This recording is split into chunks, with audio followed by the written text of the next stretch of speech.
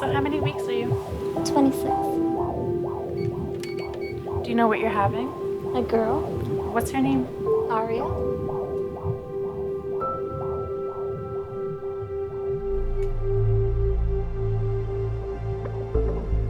The immune system begins during pregnancy. A mother's instinct is very strong, and we were given that because it helps us protect and nurture our children so they can grow up to survive us. We all have to take personal responsibility and work to make change. You can't wait for Superman.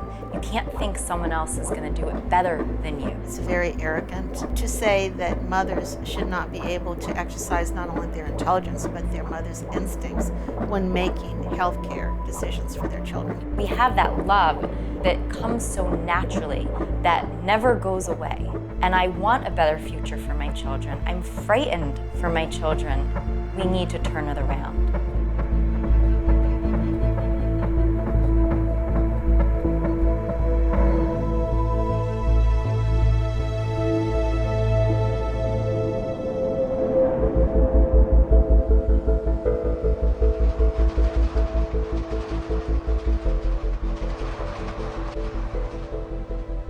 Didn't used to see chronic, debilitating diseases in children until recently. And so we know that it's something we've done. All the obesity, all the attention deficit, autism. We didn't see these things then. This is relatively new. And so, relatively new, what have we introduced? Genetically modified foods, which have genes that have been spliced and mended with other genes, genes from not only different species, but different kingdoms of animal. They're not even closely related. We also have introduced a lot of vaccinations, and in those vaccines, we've got attenuated viruses, we've got aluminum, we've got mercury. Do we know it's the vaccines? Do we know it's the GMO? Do we know it's the food? We don't know. We know that this is not normal. We know that this is not what children looked like 200 years ago, even 100 years ago. We've seen chronic disease multiply exponentially with children. It's so ubiquitous right now.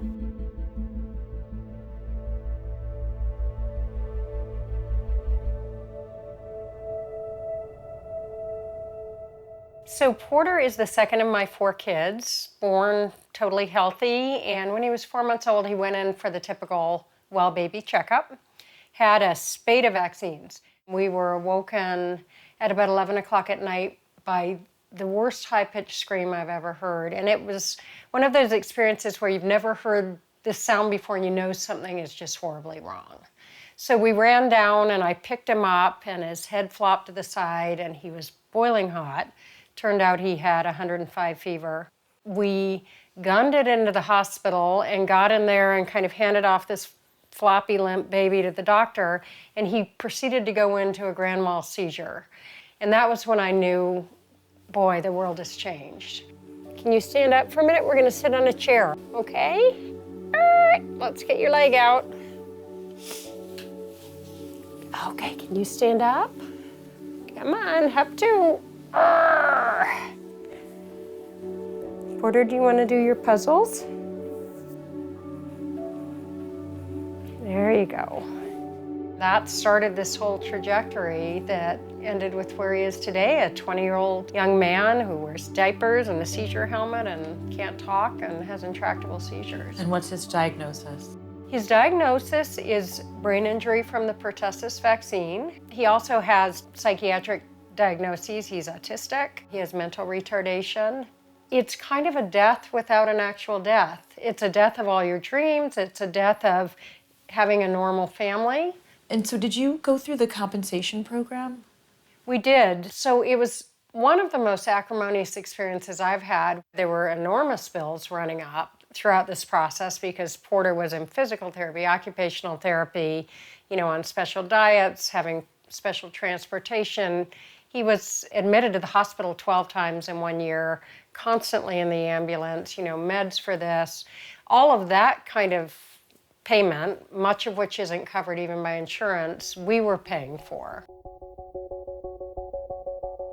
Porter's dad has 2 master's degrees. I happen to have a doctorate, and we had the ability through our families to find a lawyer and have the resources to pay for things.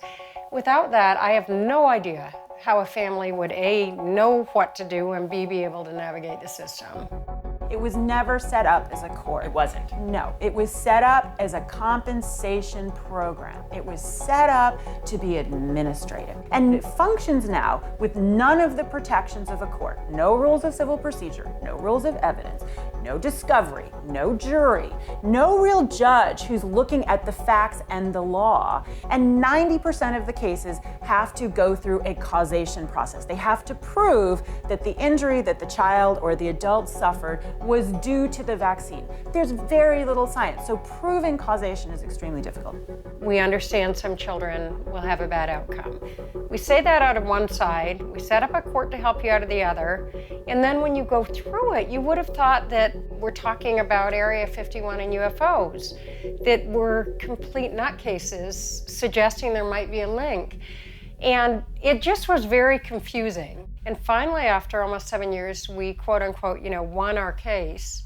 Then you start the process of life care planning, which is a whole nother experience where the government sends in their own life care planner to figure out what it's going to cost, what his annuity should be for paying for his needs. And so we had a woman come out and she spent probably an hour and a half with Porter and went back to Washington and wrote a life care plan that basically negated everything his therapists who deal with him day in and day out said he needed. Therapy, she argued with us over the number of diapers he would need.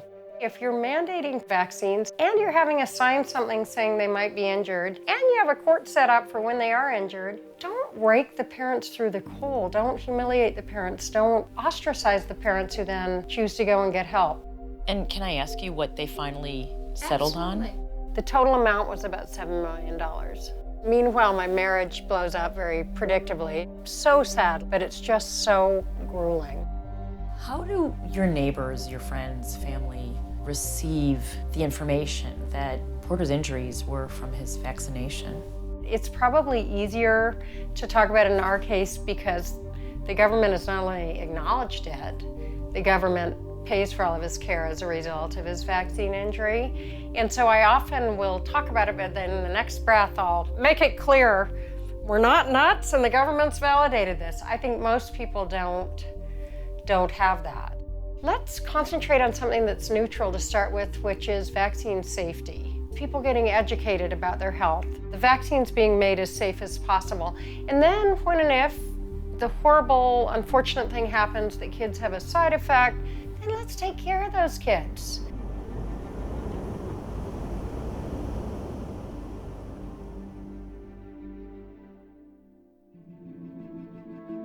I came from a family that was driven.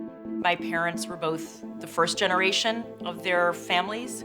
Their parents were born in Europe, came with nothing. My grandmother ran away from Russia when she was 17. And so it was just in the family and kind of expected that we'd always read, that we'd always learn, and that we need to better ourselves and also better society. So I went to medical school. I always felt that I had to pursue science because I need to do something that makes a difference. We've gone from looking at things scientifically to looking at what's best for the industry. The industry is too powerful, and you as a mother, you as a father, you as an individual need to keep your eyes and ears open. What we see today is frightening, and it needs to wake everybody up. When you consider that we have many fundamental unanswered questions, you have to wonder, what is the urgency? And the only answer to that question is profit. The vaccine industry is $1 billion industry. Look at the pharmaceutical industry. And similarly, the patenting of seeds and the sale of pesticides and the commandeering of the food supply, it's taken hold of our entire society, and it's led to enmeshment between our government and industry that's almost inextricable. They're all the same folks, they're all the same people. All these things have a common thread with things that are going into our body. And the most disturbing aspect of this is the fact that big dollars and big business can buy votes and initiatives within the culture and leads to a fundamental compromise of our human rights. The consequence of which is that our lives and our well-being is all being bought. This isn't an angry fight. This isn't a war, despite what the media wants you to believe. This is actually an incredible undertaking of community that's happening. And I see parents doing the research, reading the science. They're sharing information with each other. They're finding their own experts. And they're forming powerful networked communities. And they're saying, now I have a better idea of what's going on. I have things to do. I have people to reach out to. I'm not sure exactly how I'm going to go about it, but I'm part of a community that's figuring it out. There's a lot of information that's overwhelming and negative, but it's important that everyone understands it. And I love your message that it's positive, that you can take things into your own hands and say no and carve your own way. Oh, do you love Abby? Here, hey, Abby, come here. Come on, Gavin. Here, go get. With so many questions in the air, what kind of information are you gathering to make decisions on what you're going to put into your children's bodies? Well, I think as a mother, if you look at what's happening objectively, you can't be denied that these illnesses are on the rise. And the scientific community officially doesn't have any answers for us.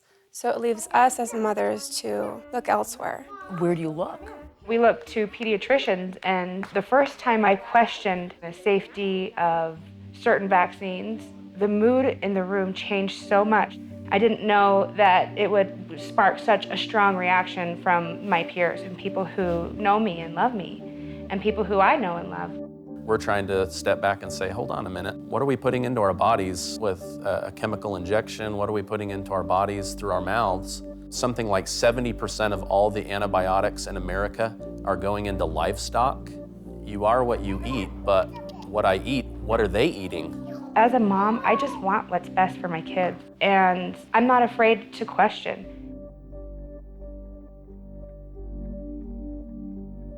When are people finally going to wake up and state that the emperor has no clothes? We all will be sick. We all will need medical attention. Until people make a stand, nothing's going to change. What's funny is after being out of the business for so long, I now realize that the docs that were rep friendly and loved the reps coming in, I don't know if I'd go see them. I have a new respect for those doctors that didn't want drug reps in their office. You got to think, these guys have 4-year degrees, and it could be in public relations or in media or whatever, but they're not scientists. And they're going out there and they're given these 3-week crash courses in these drugs, and they're told exactly verbatim what to say. And you're persuading doctors to make decisions about patient care. The drug reps do not educate physicians. They do nothing but muck up the works, because that drug company is not satisfied with a drug that sells 900 million. They want it over $1 billion. And it's always about more money. What was it that first alerted you that there was an issue going on? The company was selling drugs off-label to children, and the drug was indicated for 18 and above. And so I became a whistleblower before I even knew what a whistleblower was. And that was by asking the wrong question. And the question was, hey, is this legal? Typically, whistleblowers are thought of as snitches or rats. So there's this mentality that whistleblowers are bad people. But from what we're finding is it's quite the opposite. These are people that are very concerned about a problem or an injustice that they're seeing. They are putting themselves at tremendous risk to try to solve it. They say, hey, am I really hearing what you're asking me to do? Are you really expecting me to do this? That was the beginning of the end for me. That's where all of a sudden I get demoted. You get labeled a troublemaker and they want to show you the door. I was finally terminated. I had to move back into my parents' house at 42 years old with my son. I couldn't get a job. I couldn't even get an interview. I was being shunned by everyone I grew up with, even by my own family. It was pretty tough, and for several years. And then we started to see some light. There was an announcement of a pending settlement. Then it took about another year. Then the case finally settled. The Justice Department and our law enforcement partners have reached an historic $3 billion resolution with the pharmaceutical manufacturer GlaxoSmithKline. GSK Salesforce bribed physicians to prescribe GSK products using every imaginable form of high-priced entertainment. It was an 11-year ordeal. 11 years. 11 years. Do you think there were unnecessary deaths because these drugs were being prescribed off-label? Off-label. Absolutely. No question in my mind at all. Study 329 was created by a pharmaceutical company that made the drug Paxil. And the purpose of this study was to show that this drug was an effective and safe drug to treat children and adolescents with depression. The problem is that they found that that was not the case. The study revealed that their emotional stability deteriorated and their suicide ideation and risk tripled. They said, well, these findings are really inconsistent with what we want this study to say. So we're going to omit the parts that are not in favor of this drug being used to treat children. And only the good parts that supported the purpose of this study were chosen to be published. Some of the children that were dropping out because of ideation of suicide, they were labeled as non-compliant, rather than being truly reported as a side effect that would eventually have proven this drug to be a bad choice. These facts that were not accurate and cherry-picked were published in the most respected journal of medicine.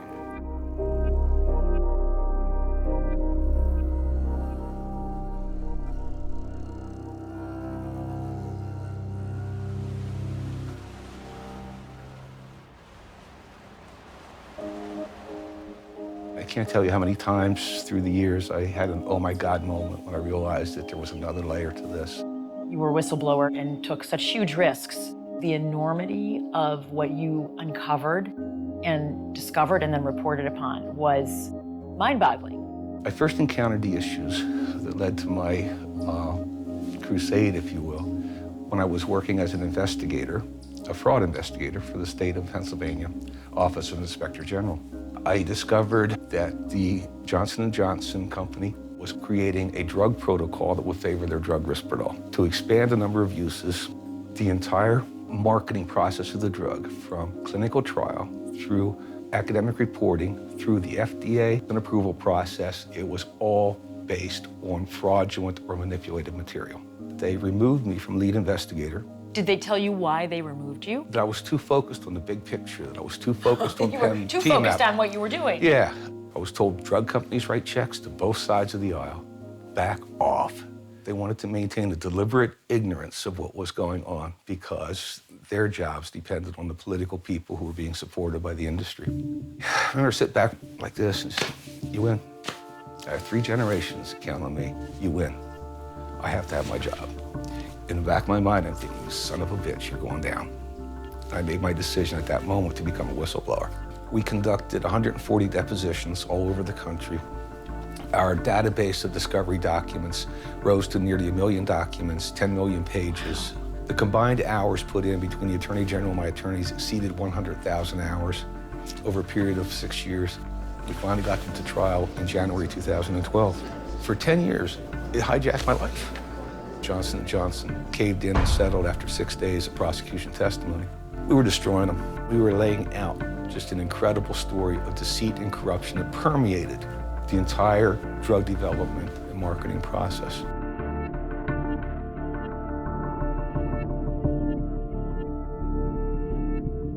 There were times that I questioned whether I have the strength to keep going or whether or not I would succeed, but there was never, ever a time when I questioned whether I did the right thing.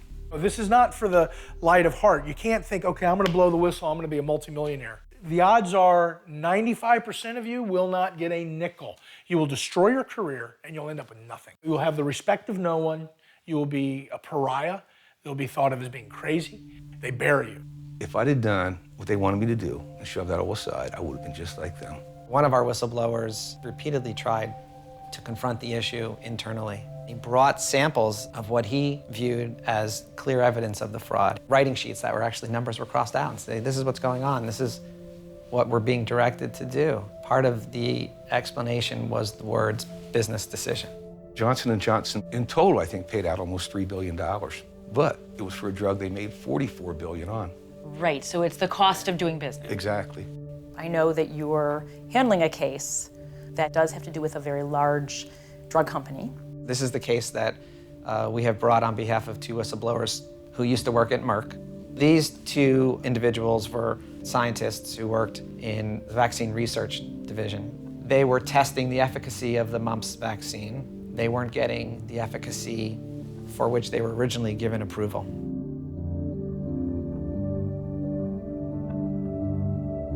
Our clients are saying they found that the vaccine was not working as well as it was originally. Our allegations aren't just about what they've eyewitnessed, but also what they were told by senior executives, that it was important for Merck to maintain that original efficacy, that very high number, so that it can continue to be licensed in the United States to sell the vaccine.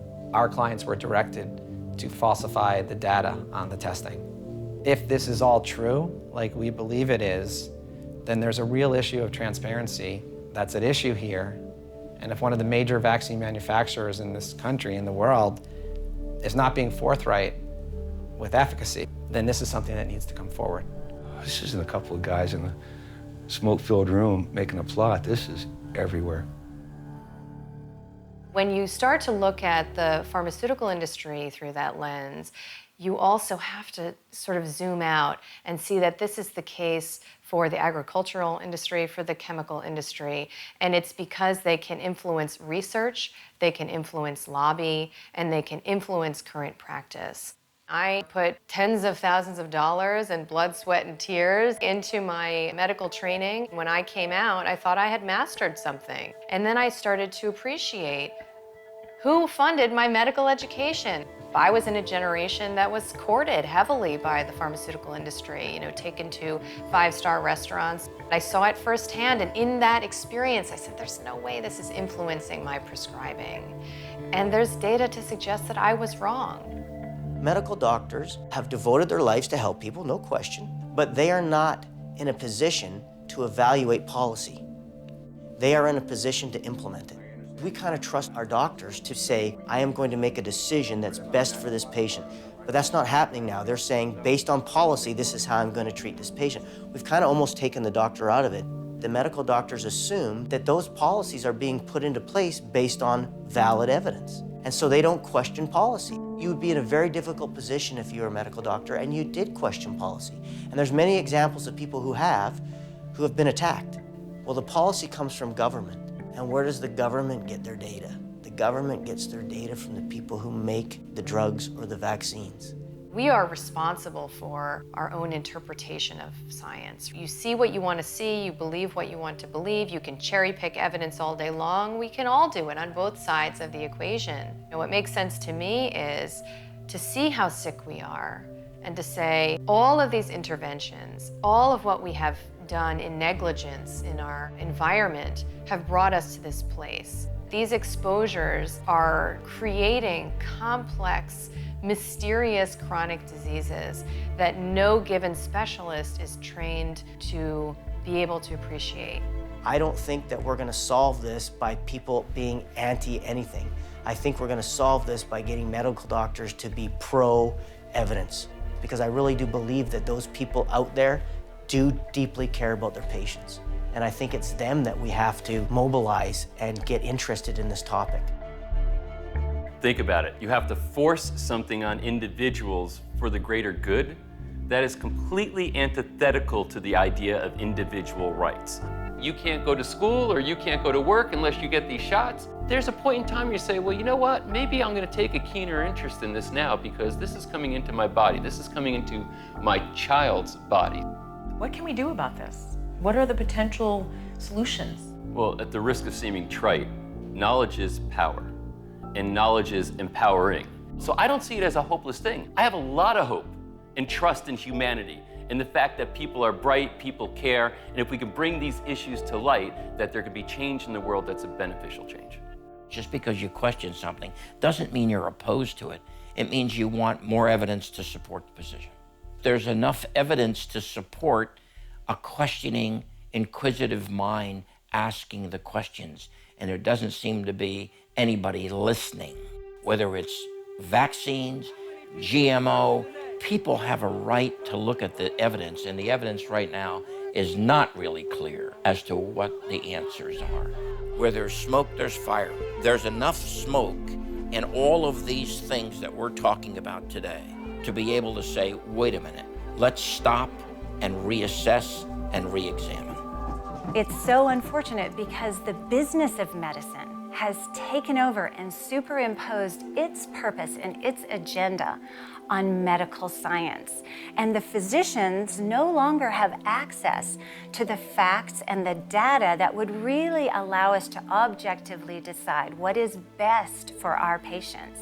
Aren't clinical trials meant to be useful for doctors? Yes, and I believe that it was. In the 1950s and the 1960s, clinical trials were based on science. There was not funding from pharmaceutical companies. The marketing and PR companies were not involved. It was academic centers evaluating poisons used to treat diseases. That's not the case anymore. Today, the guidelines are used in order to promote the use of drugs for everyone. The drug companies don't look at the success rates of the cure of the disease or the condition. They're looking at their dollar amount. And if this segment of the population that was the treatment target isn't giving them enough profit, then they expand the target market. As a clinician, I don't actually have true data in order to make my decisions for my patients, and I worry. Do you think vaccines are safe? Well, given that vaccines are actually drugs that have lots of chemicals, we really should be asking that. We're not taught about what's in vaccines in medical school. We're not really taught anything about the downside of vaccines in medical school. We're given the schedule for pediatric vaccinations and told when they're due and we administer them. It wasn't until later in my career that I began asking questions. I saw 3 patients brought into the hospital with acute kidney failure. I mean, they weren't making urine and they required immediate dialysis. And they had just weeks to months before had perfectly normal kidney function. 2 out of 3 of them volunteered to me that I was fine until I had that vaccine. I talked to the administration of the hospital because I thought they would want to know about this. But instead of wanting to know, they actively, rapidly refuted any potential correlation between the vaccine and the kidney failure. And that's when I started doing my research. And I moved from agnostic to someone who questions the necessity of vaccination. Nobody ever had a problem with me ethically or philosophically. It was only until I started questioning the practice of vaccination that this occurred. The population is not being offered fair and balanced information, and they're not being offered alternatives that actually fortify their innate immune system and their overall health. Say hello. Hello. My name's Charlie. Uh-oh. I can't. Is that bugging you? I can't. Am I twisting and that's not good? I won't. Do you want to do it? I can't. We had a neighbor whose child was exactly the same age as Charlie, so we could watch and kind of compare and say, wait, you know, they're already saying X, Y, and Z, and they're starting to ride a bike or whatever. Yeah, waving bye-bye and pointing at stuff that I wanted. You know, I want that, but now it would just go, he wouldn't do anything, he would just scream. And then when the autism kicked in, he went kind of silent. The more I started looking into vaccinations, I felt bad that I didn't know more about it going into my parenthood, I guess. Well, you trust that your doctor knows what he or she is doing, you know? And I'm sure they're trusting that the pharma reps that sold them the stuff were packaged properly and that the CDC is doing this job. All this garbage is not stuff that we are thinking about, you know? We just assume that the system is working and you go with that. The Hippocratic Oath, it says first do no harm. To me, it's kind of absurd, the whole notion that what they're giving to our children are harming our children in such a magnificent way as autism. Even the lightest grade of being on the spectrum is still a burden. And then when you have somebody who's severe like Charlie, and that's a hell of a burden. That's a hell of a harm. Something's just really flawed with the system, and I hope we can get it figured out what it is, because we'll never be able to support this as a country. You know, we can't support it as a family, but we can't support it as a country. Sometimes it's just really easy to get weighed down and afraid of what Charlie's future holds. I know it weighs on Sam too, because he's a good older brother and he's a great kid. The other day we were in the parking lot and Sam said, "Dad, I hope I can make enough money to take care of Charlie. Because you and Mom aren't gonna be around forever." And I said, "I know we're not, and it's kind of scary." In 9 years or so, Charlie's gonna be an adult, and what do you do then? You know, he'll just, I don't know, It's just scary. If you were having another baby now, what would you do? I would consider vaccination on a different path, a different time frame, if we decide to do it. And if there's tests to see if the child even needed that vaccination. Following the blind CDC schedule or my physician's recommendation, no way.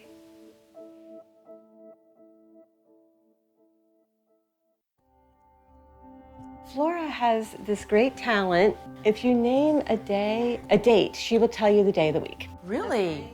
What about February 28th, 1997? Friday. How about August 1st, 1994? A Monday. Wow. So she's always right? I mean, you've checked it out and they're always correct. Yes. Yeah. How do you do that? Do you know how you do that? No. You don't know. So you did 2 papers that I know of that are quite impressive, and one you won an award for, and that was on the conflict of interest financially in the industry, and the other one was on statistical analysis, making an association between vaccines and autism. The CDC and the American Academy of Pediatrics have come out with statements, especially statements in the last year, stating that the link between autism and vaccines has been debunked. It's been disproved. I mean, how is your research different from their research? They have so many conflicts of interest. The CDC and the pharmaceutical companies, with the pharmaceutical companies offering very nice jobs to CDC officials, and even the research that is done, the researchers, many of them work for pharmaceutical companies. My only interest is to get my girls well. Jenny and Flora, and how old are you, Jenny? 17 to 13. So what do you like to study? I think my favorite subject in school would be psychology. You're taking Psychology 101 in high school? Yeah! That's so cool. That's great. Do you like to read? Yeah. Do you like to write? Yes. And do you like math? Nah, not really. Yeah, me neither.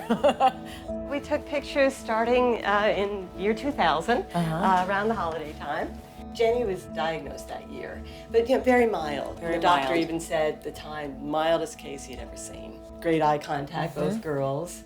And there they had the great eye contact, but then between the ages of 2 and 3, we see Flora losing her smile, her not only eye contact, the affect. Absolutely. Wow.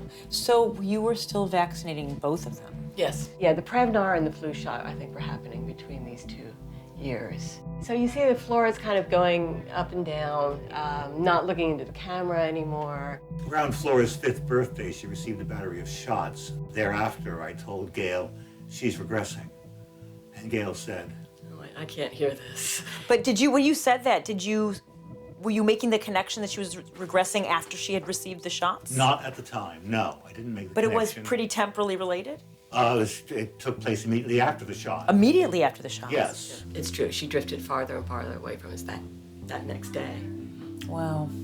Let's be very clear. I'm not saying that vaccines cause autism. I'm saying there's an association with getting fully vaccinated and developing autism. It's an epidemiological study.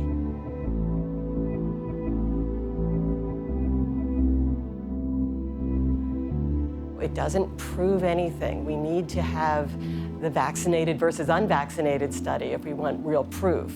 And that study has never been done, by the way. There has never been a study looking at the safety of the entire vaccine schedule. I would like to see research that our kids need. I would like to see that the link between vaccines and autism is not a closed question. It's a very much open question. And once we approach autism as a vaccine injury, then our treatments for those kids are totally different. This is a little article I wrote for how I help build community. So can you tell me a little bit about what you wrote? Well, it shows how I do good for the world through my causes, but I also do good for the world another way by writing stories and movies to entertain people. We're kind of running out of ideas for movies these days, and so I just want to insert my own ideas as well. That's great. If 1 in 6 children have learning disability, they need special treatment in school.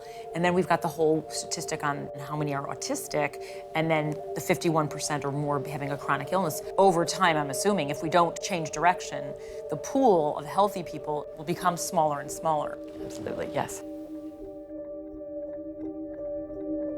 When my children were being vaccinated in the late 70s and 80s, there were only 23 doses of 7 vaccines. Today, the CDC recommends 69 doses of 16 vaccines, starting on the day of birth at 12 hours of age through age 18. 49 doses of those vaccines are given before the age of 6. This is a very, very different experience. Their immune systems are developing in a very different way. At the same time, we've tripled the numbers of doses of vaccines. We have seen this increase in chronic immune and brain dysfunction. You cannot take off the table the potential connection between atypically manipulating the immune system over and over again with the use of multiple vaccines in the early developmental period and this chronic disease and disability epidemic.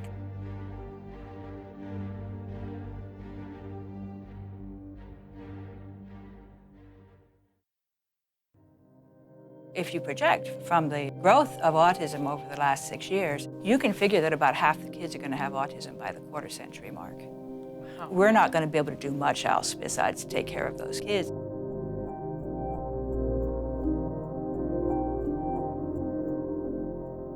I had been studying autism, and I also started studying vaccines because I figured vaccines, I mean, a lot of people have said vaccines might be related. There's the mercury. Mercury was phased out around 2000, and then they said, well, you know, the autism rates didn't really go down, so clearly mercury's not the problem. They dismissed it. This was the wrong way to interpret it, because at the same time as the mercury was phased down, aluminum was phased up. So we took all the vaccines after 2000, and then we took all the vaccines before 2000, and you find symptoms that show up with much higher probability after 2000. Cellulitis, seizures, infection, death. Now if you take all the vaccines over the whole database, and you do the same thing, but you say all the vaccines that contain aluminum and all the ones that don't, and you compare those two sets, you find exactly the same set of symptoms that are occurring more frequently after 2000 are also occurring more frequently in the aluminum-containing vaccines over the entire database.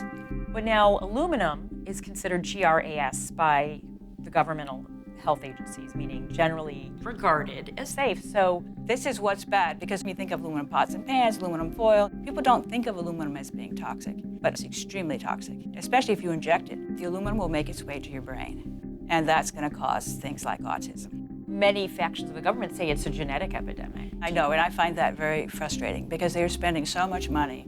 Even here at MIT, a lot of money is being spent on the genetic aspects of autism, looking for the genes that might be causing autism. But it's the environmental triggers that actually cause the genes to mutate. In the context of this environment, that gene isn't working properly.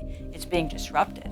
You take all these drugs which are interfering with life in the sense that they're disrupting some enzyme somewhere that's probably very critical to a whole bunch of different functions. The whole thing is just interfering with life. It's such a strange model. I actually have just, given up on getting money from the US government for this kind of work because I just feel that they're so connected to all these industries that are causing these problems. The drug industry, the vaccine industry, and of course the food industry. I can't imagine what it's going to be like in 20 or 30 years. So how did we get here? There are two legal structures that enable the vaccine program that we have today. One, that states are permitted to mandate vaccines for people, and in particular for children. And the second element is the 1986 Act that Congress passed, which relieves manufacturers and medical professionals of almost all liability in the event of vaccine injury. I think we have to, as citizens, strengthen the rights of parents, particularly around the vaccine issue. I think that's essential. That's just basic freedom over bodily integrity. That's just basic informed consent. Vaccines have been sold very strongly as safe and effective for everybody. Now, the evidence doesn't suggest that. The law certainly doesn't support that. Legally, vaccines are considered unavoidably unsafe, like all prescription drugs. They have real risks. But we've been sold on this idea that they're safe and effective. And so anybody who criticizes safety or who questions the effectiveness or who questions the policies is easily labeled anti-vaccine. The federal government and doctors would tell us the risk is infinitesimal, 1 in a million. You might get a little swelling at the site. But if you follow the money, they want blanket liability protection. So there's a kind of a contradiction here. On the one hand, they're sold as safe and effective, everybody should get it, one size fits all. And on the other hand, blanket liability protection, unavoidably unsafe. Right, why would they Those need don't really correspond. In my book, that's a fundamental contradiction, and it belies that there's something not quite right about where we are on this issue. Nowadays, we have a pipeline of hundreds of vaccines. It's a $30 billion a year industry. It used to be that there were like 30, 40 vaccine manufacturers. We now have 4. They serve the US market and most of the global market. So this is an oligopoly. It's extremely profitable. The margins are higher than in other areas of pharma. I think that's just irresponsible. Patty, if a family already has a child who suffered vaccine damage, can those parents then refuse vaccination for their next child or children and still send them to public school? It does depend on the state. The fact that a sibling has been injured or that there may be a genetic predisposition is insufficient under certain state laws. So no, that is not a good enough reason. So you're telling me that most states in this country say that you don't have a choice for a medical procedure?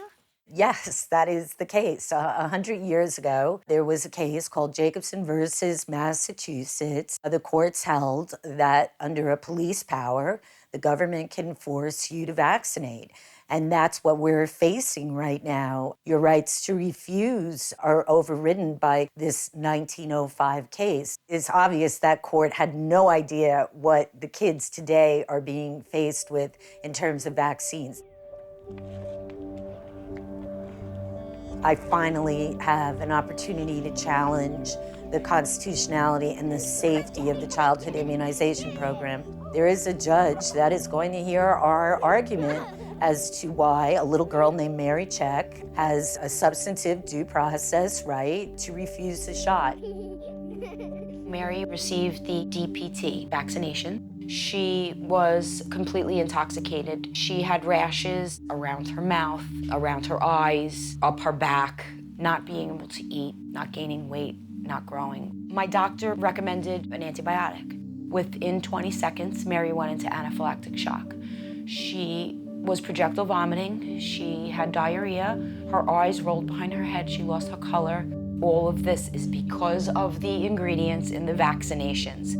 Her doctor said she cannot get the vaccines, but the city of New York said, sorry, you gotta take the shots. Dina, we're always told that it's vitally important that all healthy children receive all their vaccinations because there are some children who can't receive them. Oh, yeah. Your daughter had an adverse event, a serious adverse event. It was documented. And yet, you're fighting the government. If she's not one of the children who can't receive vaccinations, then who are these children? It makes no sense. And our children are suffering. We've swapped out political and religious tyranny for medical tyranny. But the science absolutely supports our position, and we've organized. You don't mess with a mama bear's cubs. I don't care who you are. I litigate in Brooklyn, Lower Manhattan. These are tough places. The most formidable opponent is an angry mother, trying to protect her kid.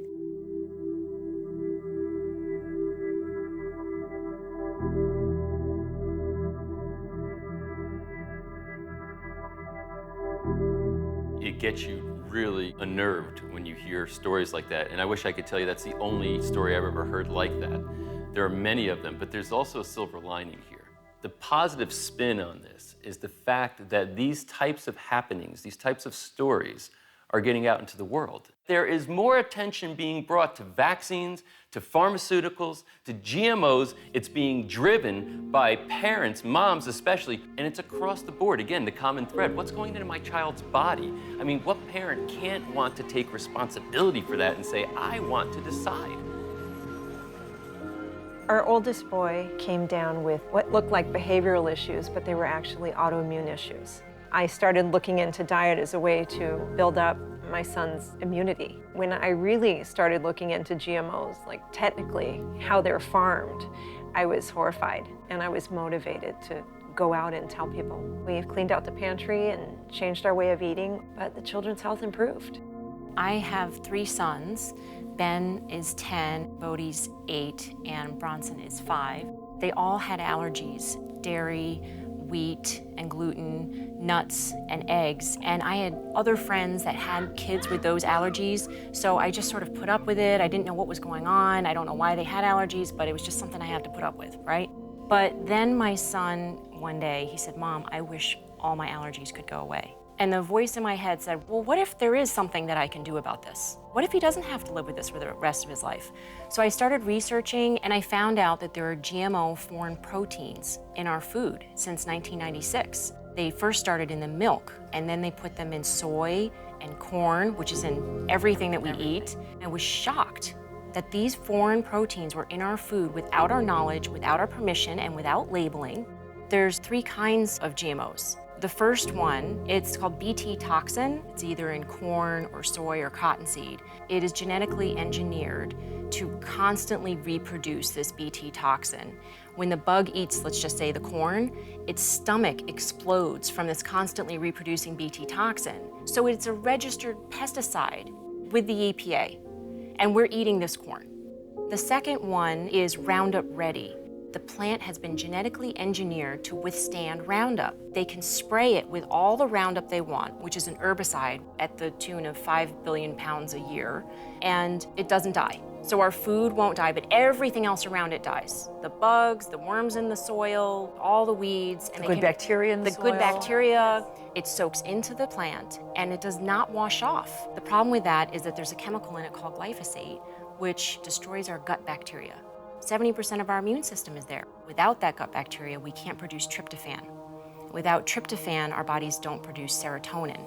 Without serotonin, we can't regulate blood sugar. Diabetes now, which is hugely on the rise, costs our federal government $279 billion a year. And just to put that in perspective, $514 billion is what is spent on all of our health issues combined, including cancer. The projection is that in 13 years, we will not have money for any other health care at all, except for diabetes. We will not have a healthcare system. The third type of GMO is a GMO that doesn't have pesticides injected into it. It's actually just a desired trait. Let's say you want to have the lettuce to be more green or the tomato to be more red. They inject this desired trait in, but the problem is it has 2 promoters on either end of it. And these promoters' jobs are to wake genes up. We as moms are concerned that these promoters could be waking genes up in our children's bodies. We all have latent cancer genes or maybe even rare diseases that are just latent, right? That may never wake up or anything. But with these promoters waking genes up, who knows what's happening? Right. There's been no testing on that. And why is all of a sudden cancer the #1 killer of our children? This is an attack on our children. If 50% of our male adults were getting injured by something, it would be war. The FDA has let us down. They failed us. Their whole job is to ensure that our food supply is safe. They haven't even taken the first basic step. They've never required independent long-term safety tests on genetically engineered food. They're relying on tests that are done by the very industry that stands to profit from both the sale of the seed and the sale of the chemicals that those seeds are genetically engineered to resist. The basis by which they determine genetically engineered foods are safe is built on a laughable and unscientific policy called substantial equivalence. If you applied substantial equivalence to beef, for instance, a cow with mad cow disease would be substantially equivalent to a healthy cow. So it would have the same protein and carbohydrates and vitamins as would a healthy cow, but it's obviously not safe. But we're using that rubric and applying it to genetically engineered food. So we're saying because genetically engineered corn has the same protein, carbohydrates, and vitamin A as its conventional counterpart, it must be safe. And that's not scientific, and it's not proof of safety. It's not proof of healthy food. My feelings on GMOs can really be summed up in one word, which is unknown. We do not know what are the long-term effects on humans and the environment. All our foods, all our processed foods, about 90% are GMO. Anything that's made with soybeans, corn, sugar beets, rapeseed, which is the plant that makes canola oil. So anything that says vegetable oil in the stores or in an ingredient label on a processed food, same thing with anything that says soybean oil or cornstarch or corn oil. There's something that seems kind of sneaky about manufacturing food and engineering it and marketing to us, and for some reason or other they don't want to tell us what's in it. I know that if you buy, a shirt or a pair of pants, it has to say that it's, 90% cotton and 10% lycra. So I want to know what's in my food if I know what's in my pants. I'm really focused on a specific policy, and it's a food policy around labeling genetically modified ingredients. Passionate about food, more passionate about what's in it. Other countries have actually banned them, and actually over 50 countries require at least labeling of them. China and Russia require labeling, and the United States does not. So we're really behind on food policy here in America. Bonnie has her own blog, Food Babe, read by thousands this week. She takes her fight to a more powerful audience. A world stage for Bonnie to fight for what she believes will make our lives better. What's your motivation to help other people, and especially in terms of to discover what they're actually eating in their food? Growing up, I had all of these ailments. I was on all these prescription drugs. The $400+ I spent at the drugstore every single month. To know that I could spend a portion of that money towards organic food, to even allow my body to feel better and heal naturally, but also to get off all of those pharmaceutical drugs. To be able to explain that to a little child, that if they were to be proactive and spend money where it really matters, on the food that they're putting in their body, that is their medicine, that food is their medicine. What they would do is they would really shift the mindset of our entire health industry from covering up symptoms and treating symptoms to going to a more preventative model. So you guys ready to go grocery shopping? Yeah. Yeah, what do you want to get? I love pomegranates. Yes. You love pomegranates? So let's get some pomegranates. This is really healthy choices, guys. Fruits and vegetables. I explain it like this. I make my hands into a triangle, and I say at the top of the triangle you have the government. And for lots of different historical reasons, the government subsidizes what I call big food over here in this corner of the triangle. The people who engineer, research, develop, and market these foods, generally in packages to you. That's big food. Those foods make us sick. Over here in this part of the triangle, you have what I call big pharma, only too happy to take you when you're sick and give you pills and surgeries, because that's what they do. And then Big Pharma pays back to the government what? Big taxes. And now they have big money to put back to big food. What's in the middle of the triangle? You. Unless you do something to extricate yourself out of the triangle and you say, I'm not going to eat that food. They don't have to eat the industrialized food that makes them sick, that makes them buy the pharmaceutical drugs. They can take control of their own health. You don't have to be part of the system. You can opt out. Pork, spices, salt, garlic powder, and parsley. So that's great. No additives, no MSG. But it doesn't say organic, it doesn't say free-ranged, it doesn't say no GMO. So that means they were fed grains, mostly corn and soy, that are GMO. They were genetically modified, and so they've got some things in them that aren't very good for the pig or people who eat the pig. So do you still want to buy it? Not sure now. Not sure now. It's a tough question, right? Yeah. Makes you think.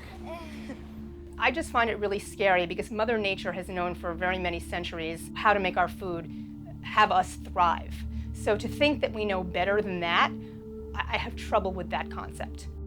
Corn and canola are raised as genetically modified organisms for the most part, which means they have a lot of chemicals sprayed on them, and they've been altered. Their DNA there's been some alteration of the plant. So they can tolerate a lot of chemical pesticides on them. Plants, when they have oil, the oil actually has all the chemical pesticides concentrated in the oil because they're fatty by nature, and fat attracts other fat. So the corn oil and canola oil that's from GMO plants has lots and lots of concentrated chemicals in them that aren't very good for you. Do you think there could be healthier versions of chips that would taste as good? Probably, but these are really good. These are really good. If they were in a bowl, would you eat them? Yeah. They're probably gonna not be as good as these because these have more chemicals and stuff in them. So it's a good theory. Maybe we could test it out. Yeah, I think we should. We think that our food should be cheap, that that's not where we should spend money. We should spend money on other things, cell phones, large screen TVs, bigger houses, not on our food. That's in our culture. We have to change that idea. We say pay the grocer or pay the doctor. Pay now or pay later. It's up to you. You need to educate yourself and understand that you have that choice. Interesting. You all picked your favorites as one of these four and not these. And these are from the bag that we picked in the first aisle that were not organic. The rest are organic. The rest of them have no GMOs in them. Do you go with your moms or dads to the grocery store? Yeah. You help pick out stuff? Okay, so is this going to affect the way you shop now? Probably, yeah. So that's great. GMOs are banned in multiple countries across the world. Of course, we created genetically modified food, so are we going to ban it here? Of course not. I mean, Monsanto is an American company. We're not against science or progress. We're against America pushing GMOs down our throat when most other countries have said no to this. Europe has looked at it. Their scientists have looked at it, and they've said, we're not going to go there. You've got countries like Haiti. They were given GMO seeds. They looked at the crops, and they said, this is not natural. Burn it out of here. We don't even want the free seeds. There's just so much of this problem with Monsanto officials going into government and then going back to Monsanto and then going back into government. This is a major problem that we're having in the United States, and people who think that we don't look at science or we don't want progress, we want progress, but we don't want progress down a rabbit hole we're never going to be able to turn back from. Once that genetically modified seed has infiltrated into the conventional crops, you can never take it out. I mean, in these really small amounts, does it really matter? Does it matter for my health? Does it matter for, my kids' health? Well, first of all, think about how small your child is. This little thing that might not be a lot to you is a lot bigger to your child's digestive tract that isn't fully functioning at the same level that yours is yet. And you need a body that can get rid of it, but unfortunately, we're not digesting these properly, and they're creating and wreaking havoc in our bodies. It's going to build up. So don't think of it as one small little drop. Think of it as this constantly accumulating matter inside your body that is foreign. The biotechnology industry, Monsanto and others, actually have in their contracts with farmers a technology agreement that prohibits the farmers from using any of their crop for research, other than agronomic research and yield research. So they can't partner with a physician or a medical researcher to take a look at the impact on human health. They've really impeded our ability to understand whether GMOs are safe.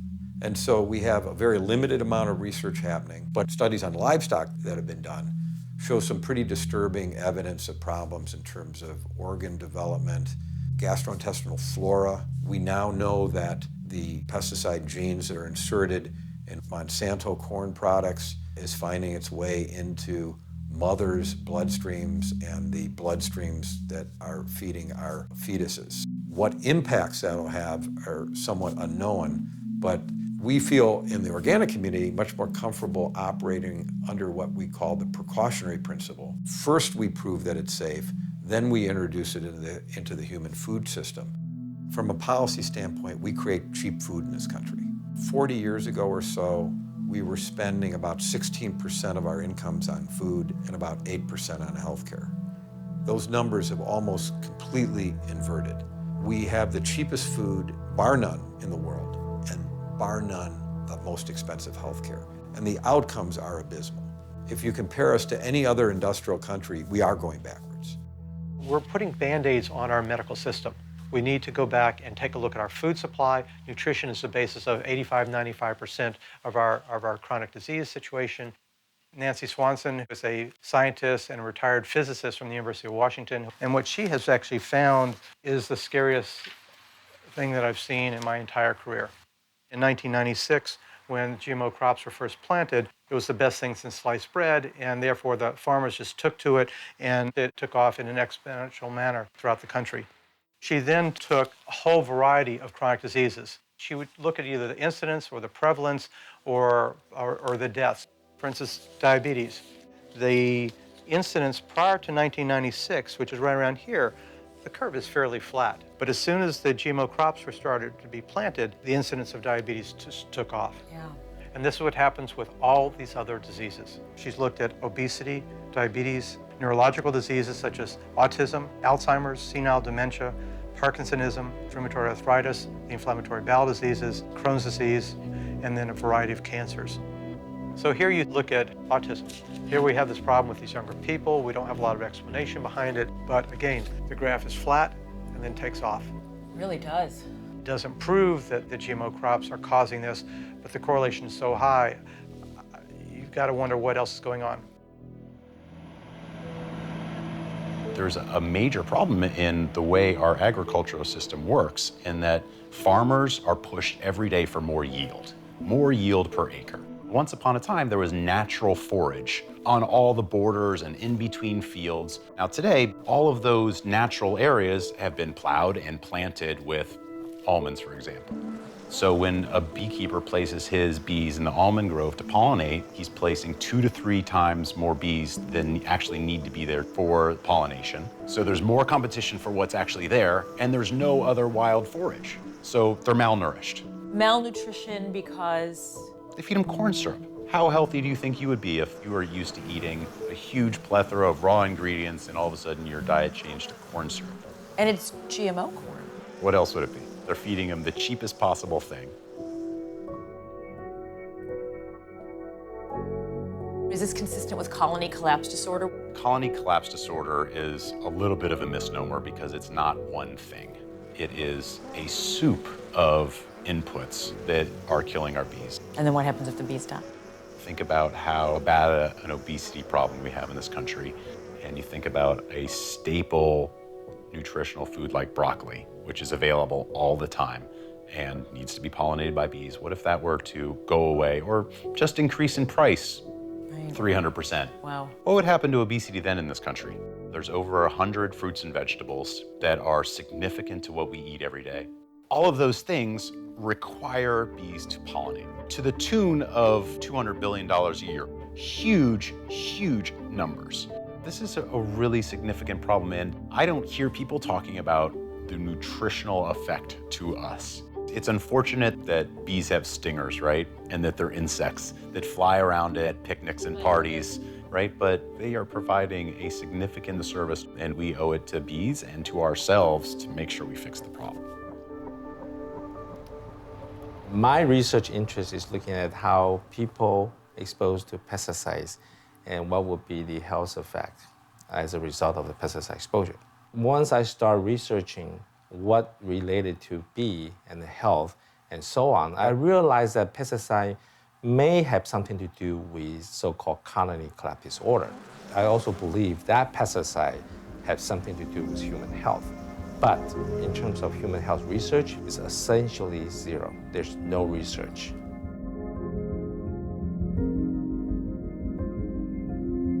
Monsanto found this wonderful insecticide called neonicotinoid. The unique characteristic of that insecticide is that you don't need to spray those pesticides. You coat those pesticides onto the surface of the seed. By the time you plant the corn seed, the pesticide will grow with the plant. Monsanto experimented this practice by coating their seed with neonicotinoid. That was 2005, 2006. And guess what? A year later, they wiped out 93, 95% of the colony in this country within the commercial beekeeper industry.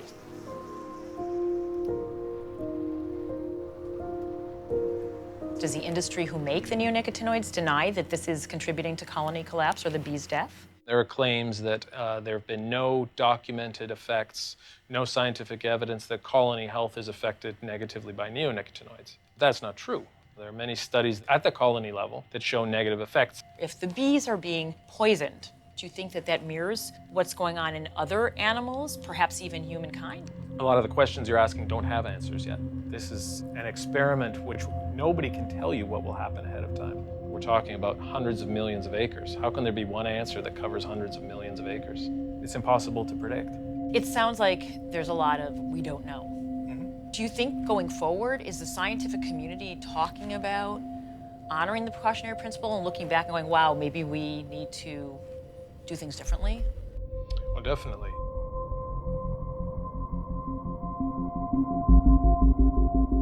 The precautionary principle is in line with how most science is done and how most scientists think. Before you make a conclusion, this is safe or this is not safe, you have the data to back up those statements. But when you have a pesticide that is registered on hundreds of millions of acres, it's hard to close the door after the horse has left the barn kind of thing. So that's the spot that we get into when we don't apply a more rigorous precautionary principle. And one of the main reasons we don't is because there's a strong demand, a strong push to grow more food. From the scientific efficacy point of view, the yield point of view, I have not seen data to support that we need to treat all these seeds, but yet that's what we're doing. There's a lot of pressure on scientists at our land-grant public universities to shut up. Since such a preponderance of our funding for agricultural research is coming from the biotechnology sector, coming from corporate agribusiness, the message to these independent scientists all too often is, are you sure you really want to do this? Are you sure you want to potentially alienate our largest donors? Do you want a future at this university or in this department? And so the message is clear. Be quiet, get along. So we see this in pharma as well? Absolutely. It's the same players in many cases. Many companies are making patented drugs and agrochemicals like pesticides and genetically engineered seed. The same scientists work for different firms. There's this revolving door between these chemical genetics companies and drug companies and the FDA. We're evolving into a species that lives in a chemical soup, a myriad of chemicals that are present in our food, either intentionally as synthetic ingredients or unintentionally as drug and agrochemical residues in our food. We combine those with the number of prescription drugs and off-the-counter drugs. How many people are taking 6, 10, 12 different drugs in addition to these other chemicals? We test them individually. We never test this chemical cocktail that now exists in our bloodstreams. We're beginning to understand how to potentially start to think about risk stratifying patients, why one person gets sick when another person doesn't. We have these concepts, but we don't really have a standardized way of assessing any given individual for their vulnerabilities. And so the trouble is that when there's a recommendation, or let alone a mandate, for the universal application of a pharmaceutical product, we're just throwing caution to the wind. And it's really in the name of herd immunity. If I am going to get my child vaccinated, you better, because you're going to be endangering my child and creating, imbalance in what is necessarily this fortress that we are building against the germs, right? But we are making fundamental assumptions about the necessity of this product. And that's when we get ourselves into trouble. To have so many children chronically ill is a massive financial issue for our nation. We used to have this idea that we were protecting children from infectious diseases. And we created the National Vaccine Program with the children in mind. But somewhere in time, protecting the program became more important than what's happening to our children. Yeah, I think that's good. And I don't think everybody involved is maliciously trying to damage our children with vaccines. But we're losing choices as parents, and the basic tenet of Americans is that we have the right to raise healthy children. My second child, I took him for his kindergarten shots. About 3 hours later, he woke up screaming. It was a high-pitched, shrill scream that I will never forget. He had golf ball-sized lymph nodes in his groin area, and his whole left side was swelling up. He was having seizures, brain swelling. For me, it was a very physical thing. I saw him get injected.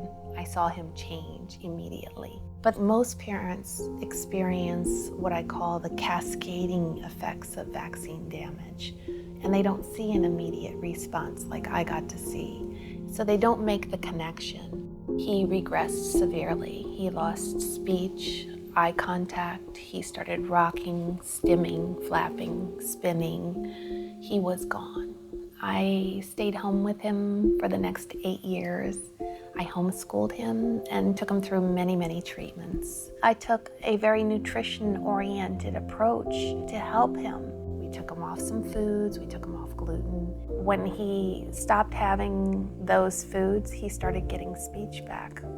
And you had been an executive at Price Waterhouse, so when did you realize you needed to or wanted to leave your career, your thriving career, it sounds like, and be a stay-at-home mom and a homeschooler? I mean, that's a huge 180-degree flip. I had done everything I wanted, and what I really wanted was to be their mom.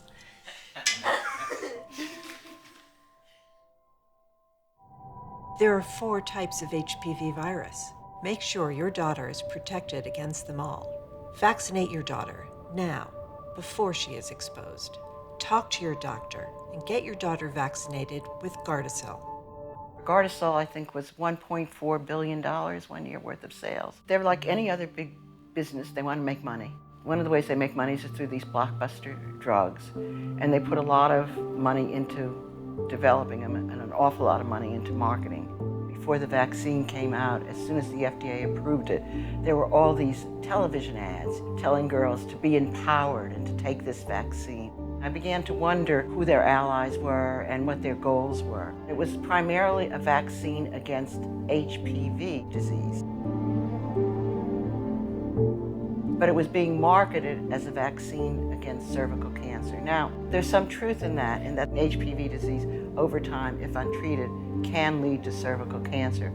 But there was no clinical trials up to that point that could get you there. So it was a great marketing ploy, but we really didn't know what the future of that would be. Major concerns about a vaccine given to many teen girls this morning. Even though it could save them from cancer, parents say that the side effects of it may not be worth it. Since Gardasil hit the market, there's been an alarming number of serious adverse reactions and even deaths that some say are linked to the vaccine. And as more girls come forward alleging the vaccine made them sick, the more confusion and mystery there is surrounding Gardasil and its manufacturer, Merck. I never have worked for Merck. I have always been an independent scientist. I did not develop the vaccine itself, but what I did do was provide advice to Merck about Gardasil in how do we test this vaccine in human beings to show whether or not it's efficacious. If we could get to the cancer endpoint, that was important to include, but that wasn't the primary goal of the trial.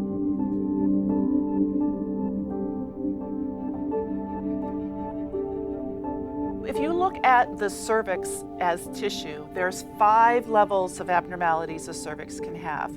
One is normal, the other one is cancer at the other end. Between normal and cancer, there are 3 levels of abnormality. We call that CIN1, CIN2, and CIN3. CIN3 is as close to cancer as you can get without being cancer, and still 100% treatable and 100% curable.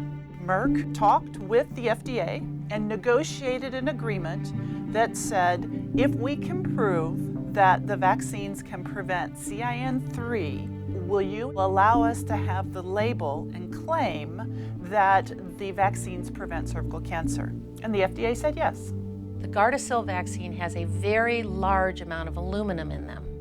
Aluminum causes a lot of neurological side effects, a lot of local side effects in terms of swelling, redness, injury at the arm where they get the injection. But in the initial Gardasil trials, Gardasil was given to one population and the placebo group was giving a shot of aluminum. When the results came out, they said that the Gardasil vaccine had the same number of side effects reported as in the placebo. Therefore, the vaccine is safe as placebo is nothing more than a lie, because we've used a toxic chemical instead of sterile saline or sterile water that would be completely inert. Gardasil was the worst thing we had ever seen in terms of the symptoms that were showing up. Coma, spontaneous abortion, death, of course. And I don't understand how the government can be promoting so enthusiastically a serious toxin, really. Get Gardasil and your daughter will be one less, meaning one less cervical cancer victim. Well, in reality, she was never going to be a cervical cancer victim if she had gone on with her pap smears. The incidence rate in the United States of women developing cervical cancer who have been through a pap smear screening program is 7 per 100,000 women. We have to remember that companies have been very successful with creating infant vaccines, especially in developing countries, to decrease the polio death rate, to decrease pertussis, measles, rubella. So the concept of a vaccine is a good concept in general, but it is a for-profit company that is responsible to their shareholders. Merck made Gardasil the most expensive vaccine in all of mankind. It is more expensive than any of the childhood vaccines or of all of the childhood vaccines put together. It's an industry with think tanks. It's an industry with government support. How much money do we make by selling vaccines and implementing them to the entire world's population starting at 1 day of age and giving flu vaccines to 6-month-old babies for every year for their entire life? How much money is to be made on that? Significant amounts of money. What is the science or logic behind the flu vaccine?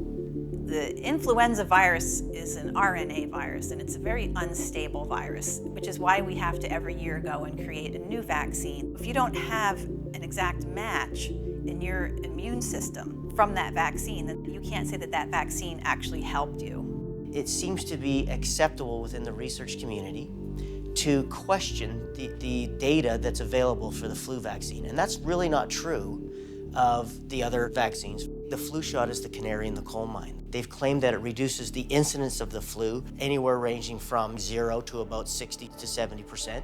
They just put that statement out there with no data whatsoever to back it up. They report that they reduce all-cause mortality in the winter months by 50%. That means Heart attacks. Heart attack, cancer, hit by lightning. It's absurd beyond belief, and yet they're getting away with it. In 2000, the recommendation was that everybody over the age of 65 should get a flu vaccine. But in just a 10-year time frame, from 2000 to 2010, it went from people over the age of 65 to every single citizen over the age of 6 months, and mandatory for healthcare workers. What does it say if we've got people who are implementing this policy and there's no data? What it tells us is that the medical doctors absolutely have complete faith in the people who are making the policy. Now, that's dangerous.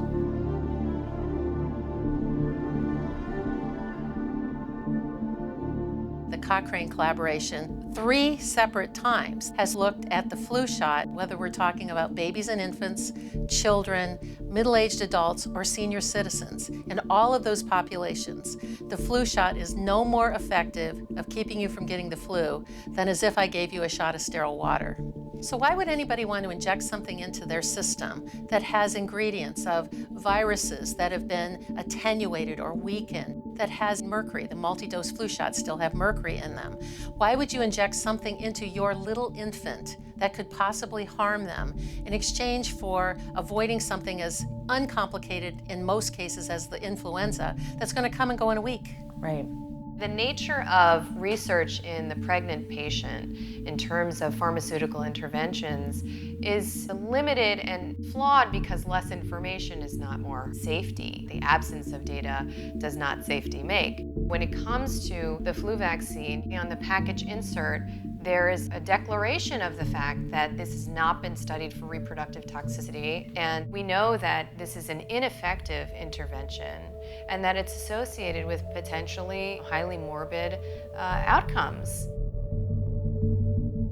Okay, so we're looking at fetal deaths from women who had been pregnant and received the influenza vaccine. Yes, in the early years, there was low vaccine coverage. Only mothers that were high risk were vaccinated, and there are very low reports shown here. When we get to 2009, 2010, this was the pandemic year. 2 influenza vaccines were administered to pregnant women. And so we have this huge spike in fetal deaths. The CDC commissioned Dr. Morrow to do a study of influenza vaccine safety. Now, we see this spike here, but in Dr. Morrow's study, he stopped at this 2009 time period.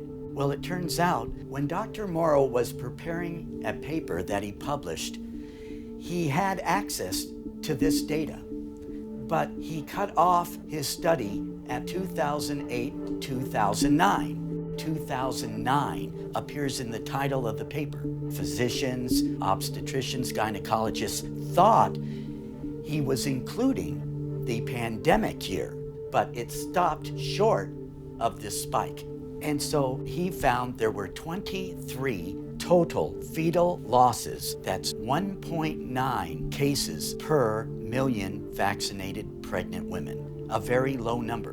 In fact, physicians were telling pregnant mothers the vaccine is completely safe. It's 100% safe, or there's 1.9 loss in a million. Again, this is manipulation of data, which seems to be more and more the norm. It really beckons doctors, I think, to look at this and question what we're being given, what we're being spoon-fed. The industry is taking advantage of the fact that doctors are overwhelmed and that they're conforming to the status quo, and there's no incentive really for them to justify, investigate, or defend their practice. But what is so amazing to me is how, as a society, we almost need it to be simple, you know? And I think patients rely sometimes on that dependent position. They want to trust their doctors. They want to trust government. They want to feel like someone is looking out for them. And it's very destabilizing to poke a hole in that bubble. So what is it about? It's about the citizenry.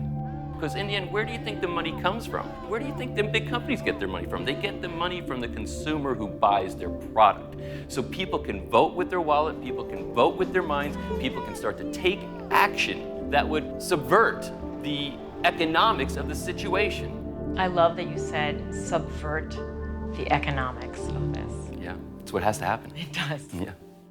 Important new facts about 522. Leading economists confirm labeling will cause no change in food prices. More proof, 64 countries already label with no cost increases. And 522 is based on the same system that works in those countries. 522 will give shoppers good information. Don't be fooled by misleading attacks. Trust yourself. You have the right to know. Yes on 522.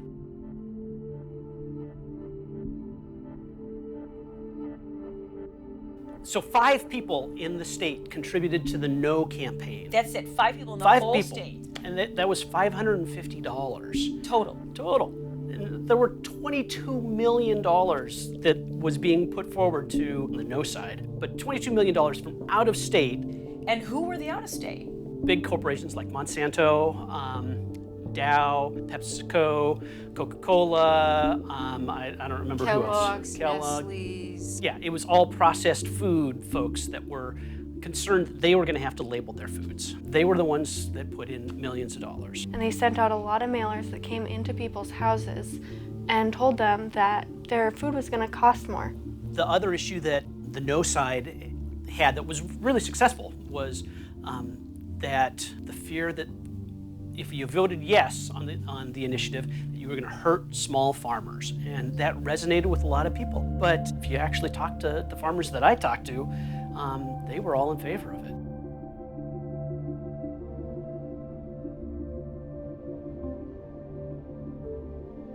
No, it really didn't fail because we've come a long way. I mean, you think about where we were at when we first started this. I talked to people all over the place. Wherever I went, I talked to people. And out of 50 people, I noticed that maybe one would know something about genetically modified food. Well, after we've done all this education, we've talked to so many people, just about everybody knows something about it. There's very few that don't know anything about it. And some people are actually fairly well informed.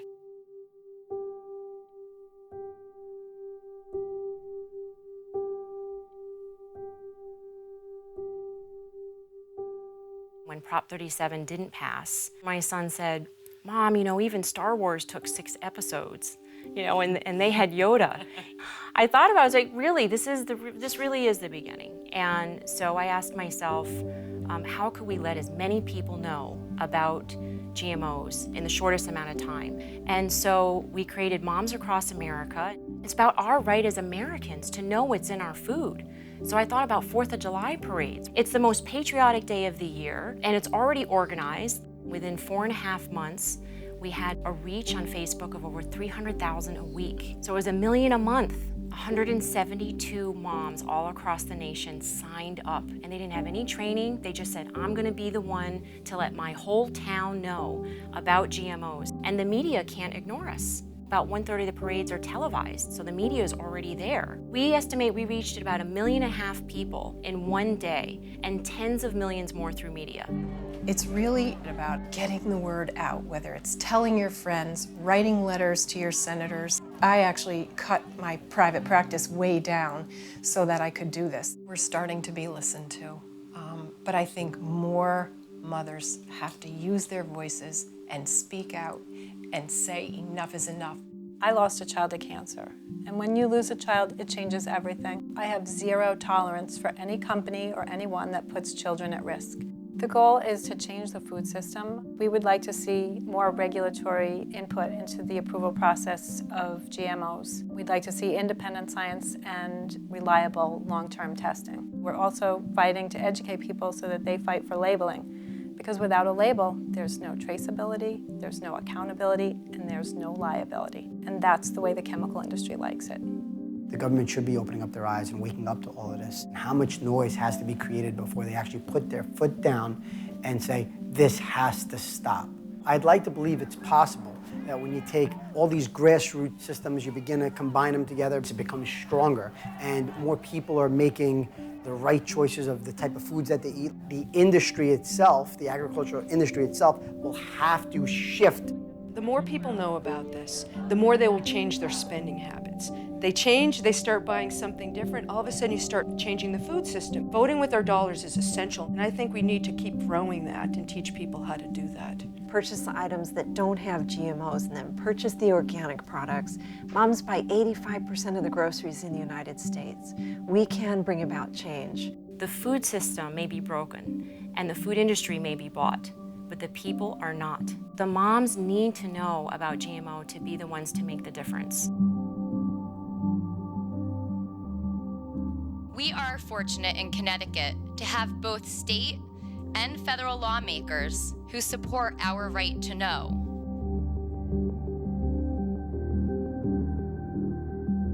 When it came down to the final negotiations to get a bill, the Senate's leadership, both Democrat and Republican, were the voice of the people. But now we're working with other states to get it passed, and I have no doubt that other states are going to pass because they can do what we did. We opened the door. How did you get so many people to, one, pay attention to what you were saying, and two, understand what you were saying? Education was a big piece of what we're doing. Not just getting the bill passed, but waking more people up, educating them to what was going on with their food supply. So you did this in 1 year? Really, a year and a half. Okay, that's amazing. I mean, you have to know that that is unprecedented. People told us it will never happen this first year. But we discarded that and we acted and worked like it could happen tomorrow. It was 24/7. Our families probably suffered for it a little bit, but we were doing it for our families. We were able to justify that. This is not just about our food. This is about taking back our government.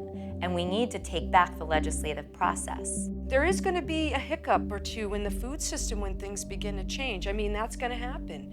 Through that process, we're going to find a more sustainable, equitable system. I mean, I really think we haven't even begun to see the effects of what this genetic modification has done in our food system. I mean, I have grandchildren. When they're my age, is there going to be safe food to eat, safe water, air? I mean, this is all connected. We have no idea what it's going to look like 50 years from now, 100 years from now. There's a confluence of things that are occurring. When you're being pulled on multiple directions, it's hard to keep your focus, and that's what's happened to America. We've gotten duped. Well, Mother Nature is a powerful force.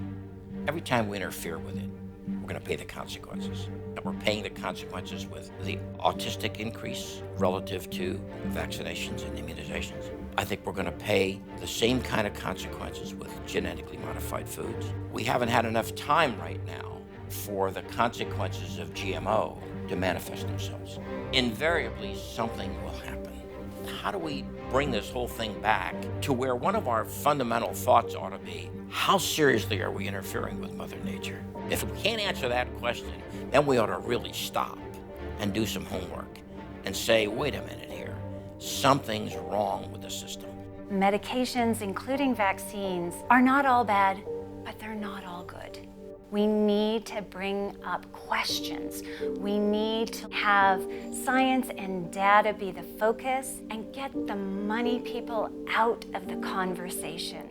All around me, I see doctors and other clinicians and scientists coming together, inspired by the care they have for their patients, the love that they have for their children. There's a new kind of parenting. It's savvy and it's intelligent. There's a real willingness to be informed by an understanding of the way the world works, the way that the economy works, the way that business works, the way that the political system works, and yet not to get overwhelmed by it, just to say, this is a given. We understand it, and therefore, I need to make my decisions accordingly. We are witnessing the creation of the future of medicine, and I find that incredibly exciting and hopeful. If we don't have this conversation, then what we are doing is passing the hot potato of blame. I hope that people step up and get as educated as possible on a whole slew of topics that should really have been part of your own education, but wasn't there. You get to decide whether you're going to become a statistic or you're going to live the life that you are meant to live on this earth. When moms are empowered, their kids get healthy. We've got to wake people up and ask them to ask more questions and say, where is the truth? It's a sign of intelligence to question status quo. You know, I mean, it's really not a sign of being wacky, it's a sign of intelligence. I think this is one of those times where you kind of lean back on your motherly instinct. My instincts told me, question this, look into it, read, research, and then what you find will lead you to the truth.